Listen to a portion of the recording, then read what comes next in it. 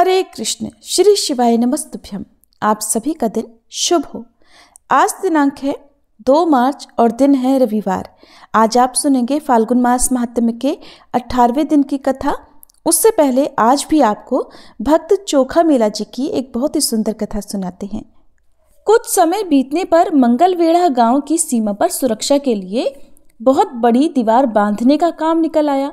मुगलों का शासन था और आसपास के क्षेत्रों से सख्ती और जोर जबरदस्ती करके मजदूरी हेतु आदमी लाना अब सैनिकों ने शुरू कर दिया।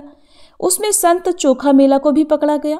बाबा कहने लगे, हमको भगवान के धाम से बाहर मत लेकर जाओ। यहाँ पंढरपुर के अंदर जो मिले वो काम मैं करने को तैयार हूँ। लेकिन किसी ने भी उनकी बात नहीं सुनी। दीवार बनाने का काम आरंभ हुआ। संत चोखा मेला का शरीर तो मंगलवेढ़ा में था, लेकिन मन से वे भगवान के पास पंढरपुर से ही रहते। एक रात्रि में सारे मजदूर श्रमित होकर थक कर दीवार से लगकर सो गए और उसी रात्रि में भयानक तूफान आ गया। उनकी नींद खुलने से पहले दीवार गिर गई और सबका शरीर छूट गया। उसमें संत चोखा मेला भी थे। पंढरपुर में वार्ता आई। सभी परिवारों और संतों को बड़ा दुख हुआ। नामदेव जी उस समय पंजाब से वापस पंढरपुर आ रहे थे। नामदेव आने पर उनका सर्वत्र जय जयकार हुआ। वहां पर सब संतों के दर्शन नामदेव जी को प्राप्त हुए और फिर नामदेव जी सबकी कुशल मंगल पूछने लगे। उन्होंने एक वारकरी भक्त से पूछा, चोखा मेला काका नहीं दिख रहे, वो कहाँ पर हैं? वह वारकरी रोने लगा। रोते रोते कहने लगा, नाम, हमारे चोखा मेला काका हमको छोड़कर चले गए। नामदेव जी को संत के विरह से बहुत दुख हुआ। नामदेव बहुत देर तक चोखा बाबा को याद कर करके रोते रहे। किसी तरह संभल कर वे सोचने लगे कि हम चोखा मेला के परिवार के सदस्यों से अब कैसे मिलें, उनको सांत्वना हम कैसे देंगे।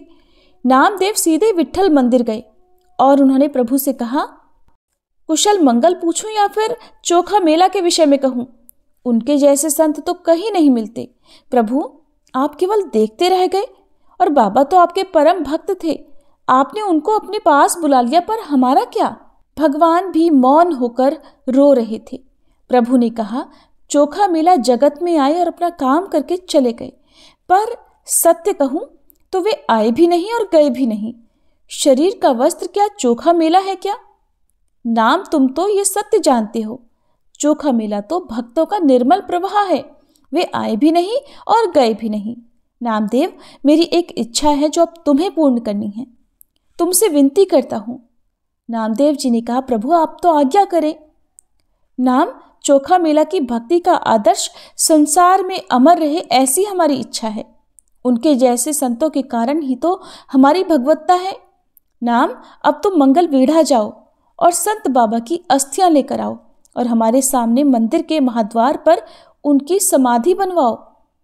नामदेव जी ने भक्त वत्सल भगवान की स्तुति की और कहा, प्रभु, वहां पर बहुत से लोग दीवार के नीचे दबकर मृत्यु को प्राप्त हुए। अब उनमें भला चोखा मेला की अस्थियों को कैसे पहचाने? भगवान ने कहा, नामा, अब तुमको हम ये भी बताएं क्या? नामदेव ने अपना मस्तक प्रभु के चरणों में रखा। भगवान के 2 अश्रु की बूंदें नामदेव के मस्तक पर गिरी। नामदेव अब मंगलवेढ़ा आ गए। सर्वत्र बिखरे मांस और हड्डियों में बाबा की हड्डियां ढूंढने लगी। चोखा मेला की अस्थि हाथ में आते ही उनसे दिव्य सुगंध प्रकट हो जाती और विट्ठल नाम सुनाई पड़ता। हड्डियों जैसी निर्जीव वस्तु, मलमूत्र मांस से भरे शरीर में भी दिव्य सुगंध और हरि नाम प्रकट करना, ये तो संतों की भक्ति का प्रताप ही है। अस्थियां लेकर नामदेव जी अब पंढरपुर में आए और मंदिर प्रमुख के पास जाकर भगवान की आज्ञा सुनाई। मंदिर प्रमुख को इस बात पर विश्वास नहीं हुआ और उन्होंने समाधि के लिए जगह देने से मना कर दिया। दूसरे दिन नामदेव जी के साथ कुछ वारकरी संत और चोखा मेला के परिवार के सदस्य भी मंदिर प्रमुख के पास गए और समाधि के लिए जगह देने की विनती करने लगे। इतने सबको देखकर मंदिर प्रमुख कुछ डर गए और उस समय उनको चालाकी सूझी।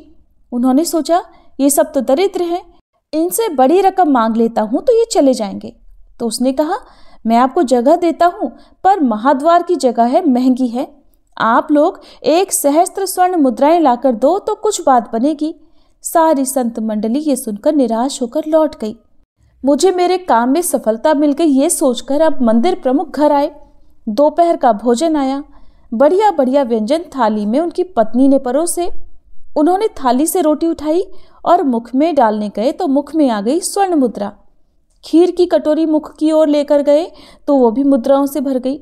मुख में डालने के लिए निवाला उठाते तो स्वर्ण मुद्रा और नीचे रखते तो फिर से अन्न हो जाता। पानी पीने के लिए प्याला उठाया तो उस पे भी स्वर्ण मुद्रा। अब वो परेशान हो गया और क्रोध में जाकर नरम गद्दी पर जाकर विश्राम करने लेट गया। उसके शरीर में कुछ कठोर लगा। उठकर देखा तो वो तो स्वर्ण मुद्राओं पर सोया हुआ था। अब उसको समझ में आ गया कि हमने संतों को जगह देने से मना किया तो हमारे कारण संतों को कष्ट हुआ था, इसी कारण आज मेरा ये हाल हुआ है। अब उसने पगड़ी पहनी और सीधा भागकर नामदेव जी के चरणों में जाकर गिर पड़ा और कहा कि हमसे अपराध हो गया है संत महाराज, हमको क्षमा कर दीजिए। आपका सामर्थ्य जानकर भी हमने आपकी बात नहीं मानी। आप संत चोखामेला की समाधि का निर्माण कार्य आरंभ करें। नामदेव जी ने उन्हें उठाया और प्रति नमस्कार किया। उनकी आंखों में आंसू आ गए और संत चोखामेला की समाधि महाद्वार में भगवान के सामने बांध दी गई। संत मंडली और भगवान पांडुरंग को परमानंद हुआ। अब तो प्रभु के नेत्रों के सामने सदा सदा के लिए संत चोखामेला जी विराजमान हो गए। सभी मिलकर प्रेम से बोलिए, भक्त वत्सल भगवान की जय, श्री संत चोखामेला जी की जय। ये थी चोखामेला जी की कथाएं। अब सुनिए फाल्गुन मास महात्म्य का आज का अध्याय। श्री व्यास जी धर्मराज युधिष्ठिर से कहते हैं कि हे राजन, जो लोग राम राम राम इस मंत्र का उच्चारण करते हैं, खाते पीते सोते चलते और बैठते समय, सुख में या दुख में राम मंत्र का जाप करते हैं, उन्हें दुख दुर्भाग्य आदि व्याधि का भय नहीं रहता। उनकी आयु संपत्ति और बल हर दिन बढ़ते रहते हैं। राम का नाम लेने से मनुष्य भयंकर पाप से भी मुक्त हो जाता है। वह नरक में नहीं पड़ता और अक्षय गति को प्राप्त होता है। इस प्रकार श्री राम जी ने तीर्थोद्धार का सब कार्य पूरा कर ब्राह्मणों की परिक्रमा करके उन्हें प्रणाम किया और गाय घोड़े भैंस और रथ आदि बहुत से दान देकर वे अपनी सेना सहित वापस लौट आए। क्रमशः पहले अयोध्या नगरी में आकर उन्होंने बहुत लंबे समय तक राज्य किया। धर्मराज युधिष्ठिर ने पूछा, हे मुनि, कलयुग प्राप्त होने पर संसार में किस तरह का भय होता है, ये भी बताइए। तब व्यास जी बोले, हे राजन, कलयुग में लोग झूठ बोलने वाले और साधु पुरुषों की निंदा करने वाले होंगे। वे सभी लुटेरों के काम करने वाले और पितृभक्ति से दूर होंगे। अपने ही गोत्र की स्त्रियों से रमण करने वाले और चपलता के ही चिंतन में सदा तत्पर रहेंगे। एक दूसरे के विरोधी, ब्राह्मणों से द्वेष करने वाले और शरणागतों का वध करने वाले होंगे। कलयुग आने पर ब्राह्मण वेदभ्रष्ट हो जाएगा। अहंकारी, वैश्योचित आचार, कृषि, गोरक्षा और वाणिज्य में लीन होने लगेगा और संध्या कर्म का लोप करने वाले होने लगेंगे। शांति कर्म में शूरता की डींग मारने वाले और भय प्राप्त होने पर अत्यंत दीन होंगे। श्राद्ध और तर्पण से लोग दूर रहेंगे। असुरों के समान आचरण वाले तथा विष्णु भक्ति से रहित होंगे।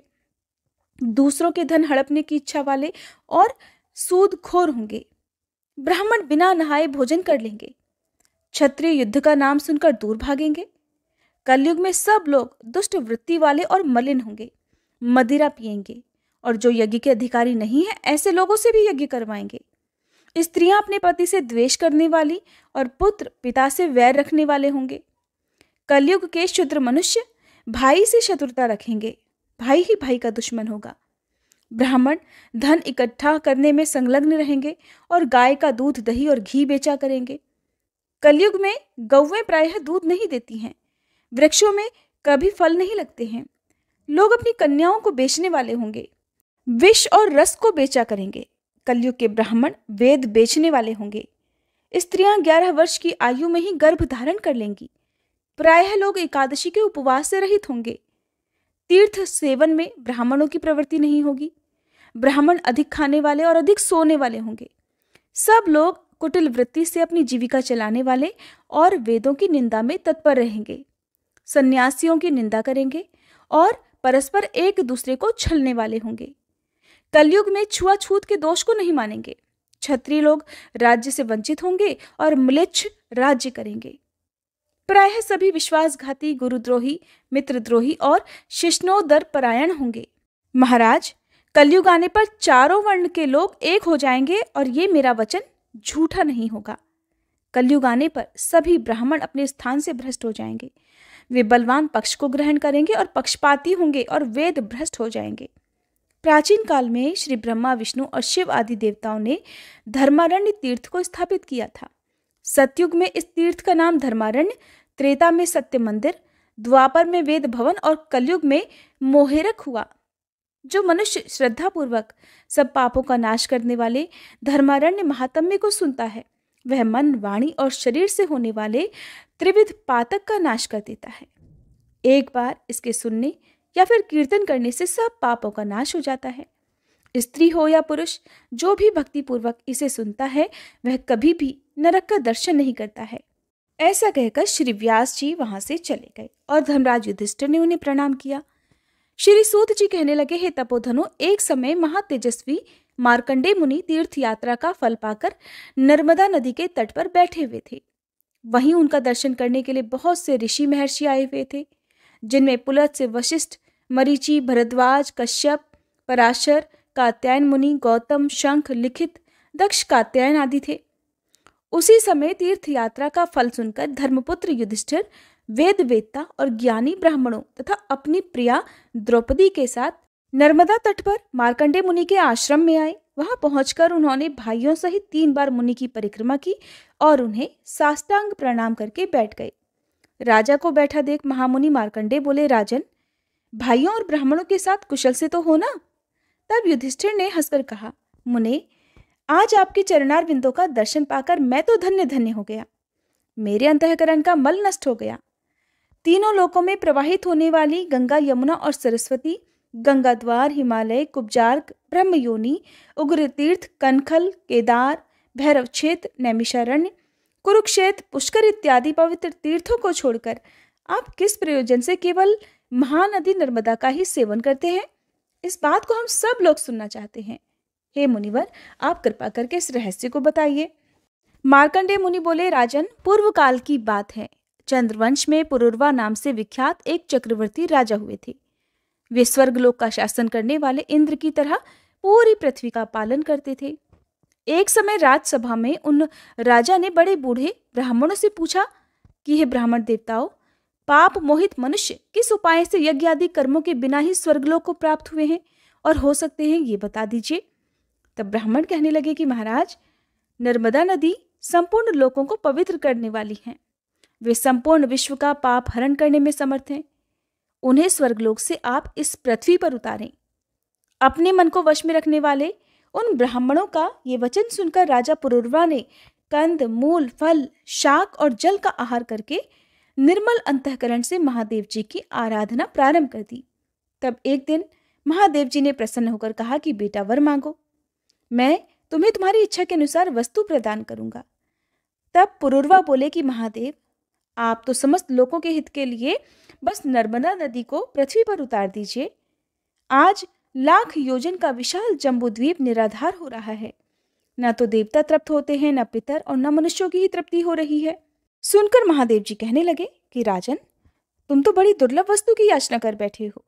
ऐसा वर तो देवताओं के लिए भी दुर्लभ है।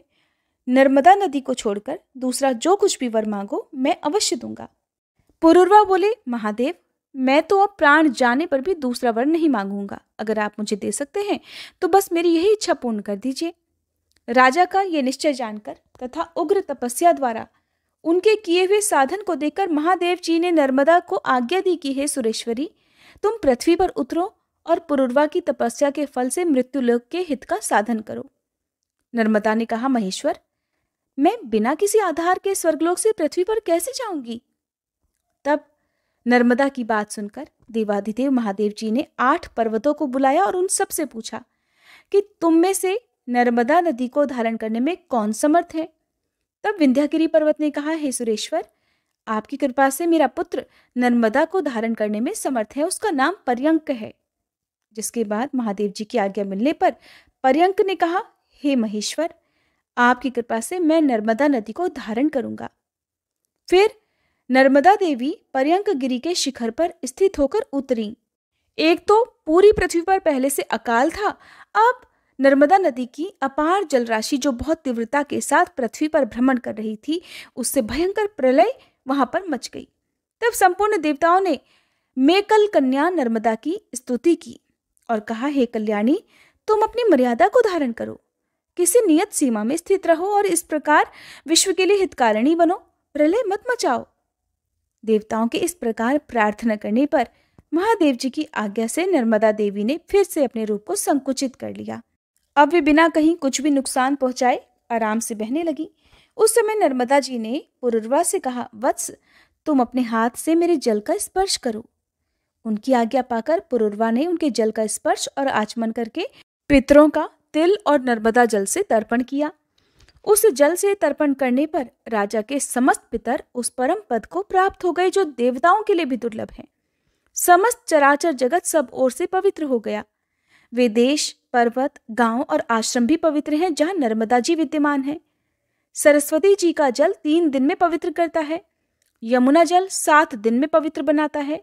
गंगा जल स्नान करने पर तुरंत ही पवित्र करता है, परंतु नर्मदा नदी दर्शन मात्र से ही मनुष्यों को पवित्र कर देती है। नर्मदा के संगम में जहाँ कहीं भी स्नान, दान, जप, होम, वेद पाठ, पितृपूजन, देव आराधना, मंत्रोपदेश, संन्यास और देह त्याग आदि जो कुछ भी किया जाता है, उसके फल का कहीं कोई भी अंत नहीं है। वैशाख, माघ या फिर कार्तिक की पूर्णिमा को, विषुव योग में, संक्रांति के समय, व्यतिपात और वैधृति योग में, अमावस्या में, तिथि की हानि और वृद्धि के दिन, मनवादी, युगादि और कल्पादि तिथियों में, माता पिता के क्षययाह में, नर्मदा तटवर्ती ओंकार भृगु क्षेत्र और विशेषतः संगम में जो सहस्त्र, शत अथवा एक गोदान और संपूर्ण महादान करता है, तथा जो श्रेष्ठ मनुष्य नर्मदा में स्नान, दान, जप, होम और पूजन आदि करता है, वह अश्वमेध यज्ञ का फल प्राप्त करता है।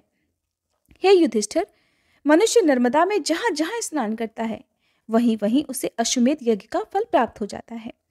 जो मनुष्य प्रातःकाल उठकर नर्मदा का कीर्तन करता है, उसका 7 जन्मों का किया हुआ पाप उसी क्षण नष्ट हो जाता है। और जहाँ संगम और बाण लिंग से युक्त नर्मदा नदी स्थित है, वहां स्नान करके मनुष्य अश्वमेध यज्ञ का फल पाता है और अंत में शिव धाम को जाता है। जय भोलेनाथ। आज के अध्याय में बस इतना ही। इसके आगे की कथा आप सभी आने वाले अध्याय में जरूर सुनिएगा।